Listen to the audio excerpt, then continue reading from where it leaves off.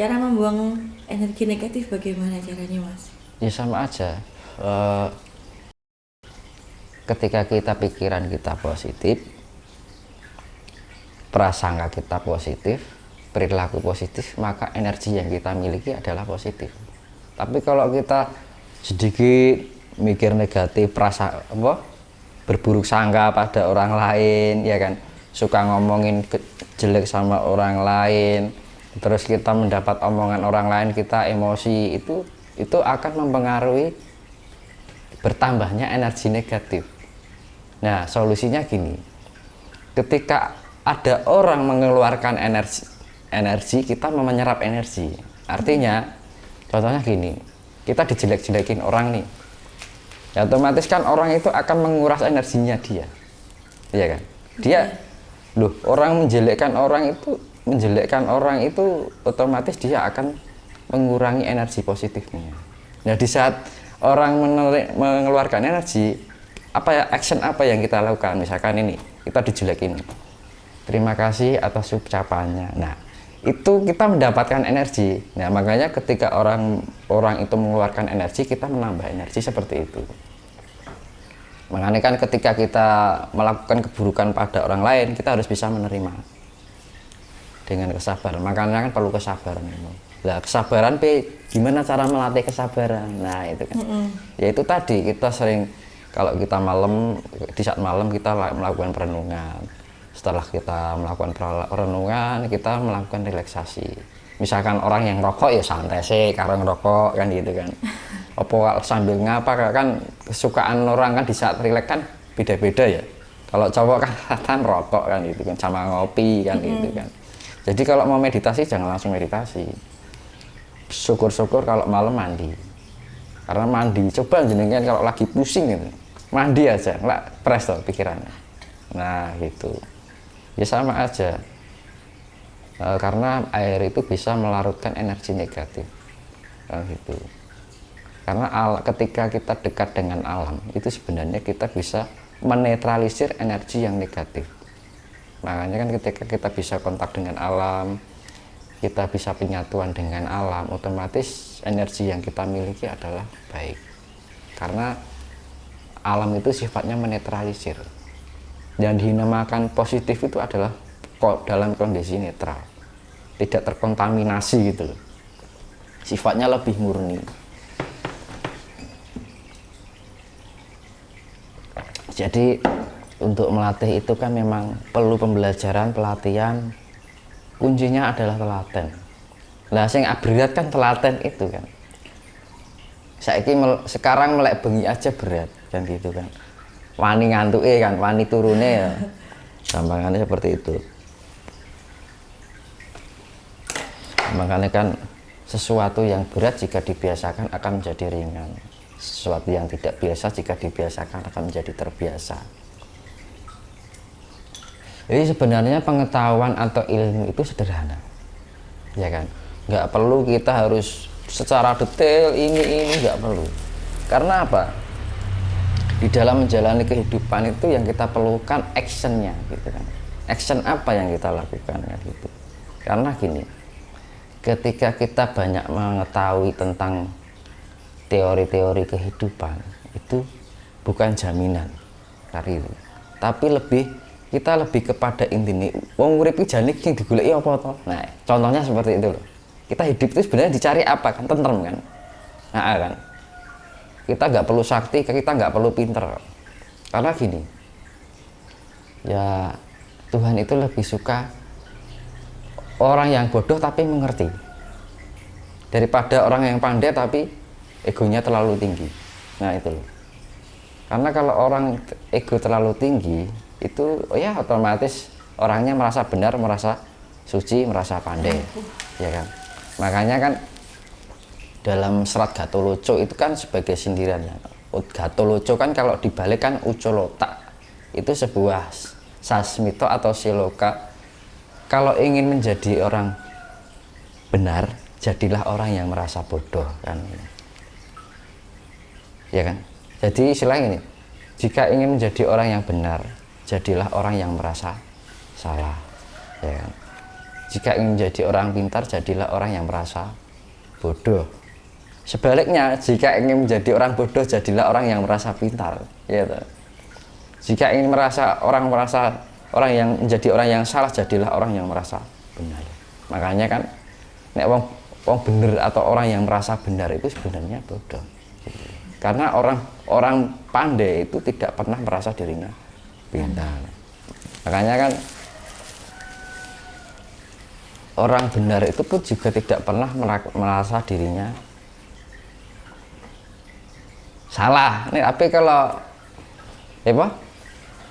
justru orang benar itu dia selalu merasa salah kan gitu kan. Kan menunjukkan sifat kerendahan hati. Kalau kita merasa benar kan berarti tinggi hati. Kita merasa suci, ya kan berarti kan tinggi hati. Kalau kita merasa banyak kekurangan, nah itu. Kalau kita merasa suci malah diguyu karo Gusti Allah kan. Iya toh. Nah, kadang-kadang gitu kan, kita terjebak dalam hal seperti itu kan. Ketika kita memiliki suatu kelebihan, kita merasa lebih dari yang lain, akhirnya merendahkan, merasa kita paling unggul. Nah gitu kan. Nah, jebakan-jebakan yang seperti itu kadang-kadang kan banyak ya orang belajar spiritual, dia sudah mampu melampaui level, akhirnya dia sudah yang awalnya tidak bisa menjadi bisa.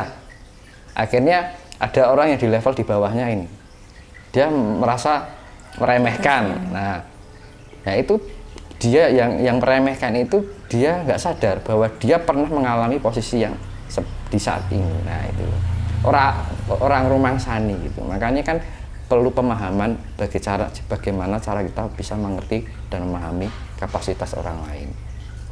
Jadi makanya wong Jawa iki rasa rumangsa, bahasa Indonesianya rasa rumangsa, ya merasa gitu kan.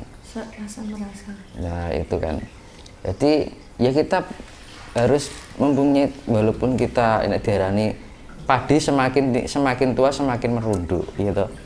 Kuncinya orang berspiritualitas atau menjalani kehidupan itu harus seperti padi. Kalau orang misalkan nih, ada orang dia merasa punya level tinggi tapi ininya high, berarti itu belum high. Karena ketika orang semakin meninggi, itu semakin merunduk, merasa bodoh, merasa banyak kekurangan, merasa banyak bersalah, masih punya banyak kesalahan. Otomatis kan kalau kita merasa bersalah kan berarti bukan tipikal orang yang sombong kan gitu. Kalau kita merasa banyak kekurangan berarti kita merasa tidak sombong kan gitu. Kalau kita merasa benar akhirnya menjadi sombongan. Ketika kita sombong dengan orang lain itu sama saja kita sombong dengan Tuhan. Itu otomatis. Dia nggak merasa kita misalkan merendahkan orang lain, sedangkan di hadapan Tuhan kita hanya sekedar apa kan itu. Iya kan? Ketika kita sombong dengan orang lain itu sama saja sombong dengan Tuhan. Itu otomatis. Tapi ketika kalau kita menghadap Tuhan kan kita selalu menunjukkan kerendahan hati kan. Misalkan, ya Tuhan maafkanlah atas segala kekurangan hamba. Ya kan? Berarti kan kita perlu untuk berbicara itu kan dasarnya kan kerendahan hati kan. Nggak mungkin, ya Tuhan terima kasih atas kelebihan saya kan lucu kan. Nah, gitu ya. Jadi otomatis kalau kita berdoa, ya Tuhan maafkanlah atas segala kekurangan hamba, bimbinglah hamba untuk menjadi pribadi yang lebih mengerti kan. Makanya dunia ini dibutuhkan orang mengerti. Dunia ini tidak butuh orang pandai, tidak butuh orang sakti, yang dibutuhkan orang mengerti. Karena apa? Dunia ini hancur gara-gara terlalu banyak orang pandai. Ya gitu. Tapi tipis orang yang mengerti. Gitu. Yang menghargai. Nah gitu. Makanya kan saya bilang dunia ini tidak butuh orang pandai, dibutuhkan orang mengerti. Karena kehancuran dunia ini ya karena terlalu banyaknya orang pandai loh. Akhirnya untuk memandaikan yang lain kan gitu loh. Itu. Nek Jawa ini nginteri wong kan ini. Ya kan. Akhirnya membodohkan orang lain. Memanfaatkan kan gitu kan. Jadi memang wong Jawa iki barang istilahnya ada kata becik titik ala ketara, ya kan. Terus ada lagi kata barang sithik ning apa ya istilahnya apa ya, sithik barang sithik ning ketitik ngono lho. Jadi iki mang belajar dari hal yang kecil dulu kan gitu. Jangan kita belajar dari sesuatu hal yang besar. Dan makanya itu kan kita lebih belajar dari diri kita sendiri, diri terlebih dahulu sebelum kita melihat yang lain kan gitu kan. Kadang-kadang kan kita selalu mengukur antara satu dengan yang lain kan gitu. Jadi nggak usah mengukur kalau kita level seberapa itu ya jangan orang lain yang menjadi patokan gitu. Yang menjadi patokan itu adalah omongan kita sendiri, pikiran kita sendiri. Jadi parameternya ya diri kita sendiri yang menjadi parameter. Tinggi rendahnya ya jangan orang lain, tapi ya pikiran kita menjadi parameter kita. Yang saya pikirkan sebatas apa sih gitu kan. Yang saya rasakan sebatas apa sih, yang saya ucapkan ini sebatas apa sih kan gitu. Perilaku saya juga kan gitu. Nah kan berarti perlu perenungan kayak gitu kan. Gunanya perenungan kan untuk evaluasi diri, introspeksi diri.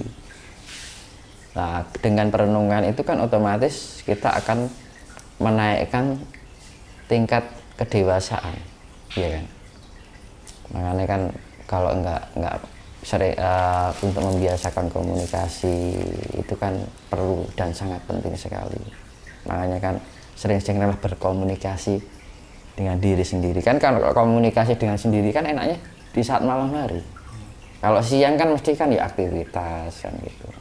Jadi yang namanya spiritual itu yo orang mulut spiritual terus ya waktunya siang kerja ya kerja kan ngono. Terus rasa sobo gunung ya, terus akhirnya lali dengan kewajiban kan. Ya istilahnya gini, ya ibaratnya ngeli ini orang untuk keli, ya kan. Dalam arti kita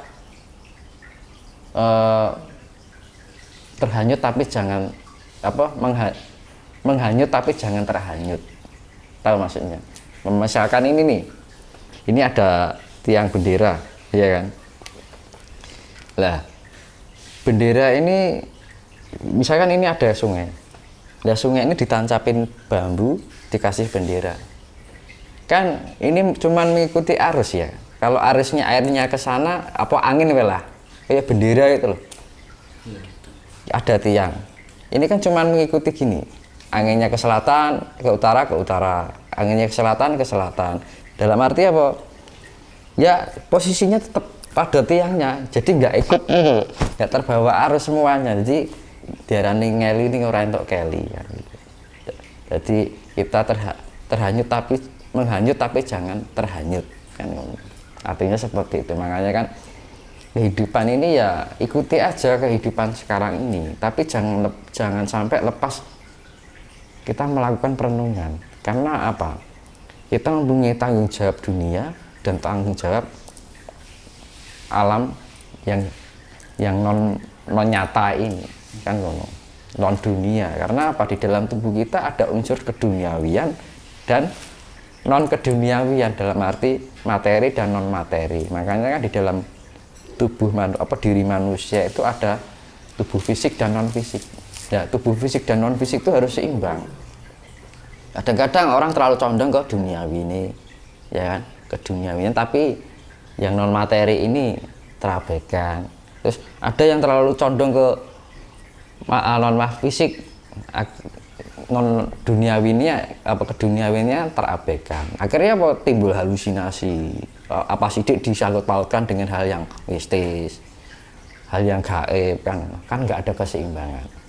Makanya kan antara pikiran dan rasa itu harus pilih. Jadi rasa itu kan lebih mengamati sesuatu yang sifatnya non fisik, ya kan. Kalau otak itu kan lebih menganalisa sesuatu yang sifatnya fisik atau nyata. Makanya kan fisik dan non fisik ini harus sinkron, harus ada keseimbangan. Ketika ini dengan ini nggak ada keseimbangan, ya bubrah. ini hanya memikirkan ini terus, jadi mikirnya ke duniawian terus kan gitu, ininya nggak pernah dipakai.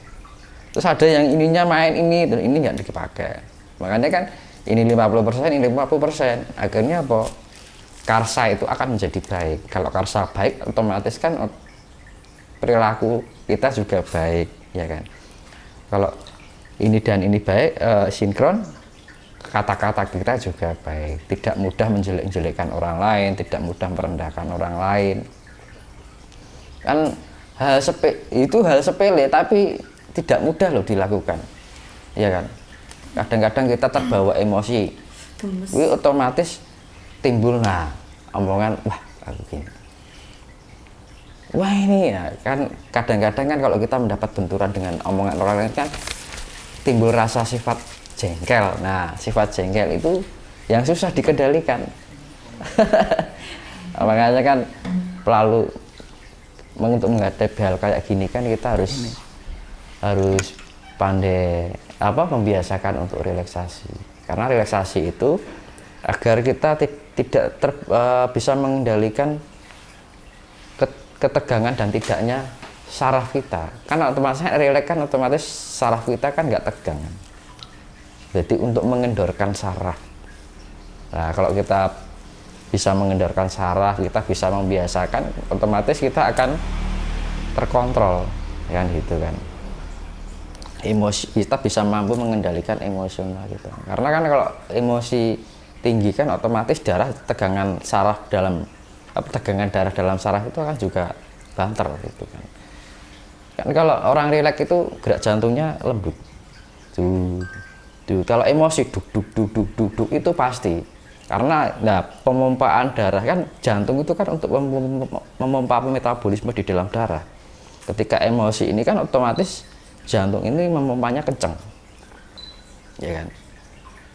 Makanya kan kalau orang muda emosi itu otomatis jantungnya akan lemah kondisinya, tidak sehat kondisi jantung itu.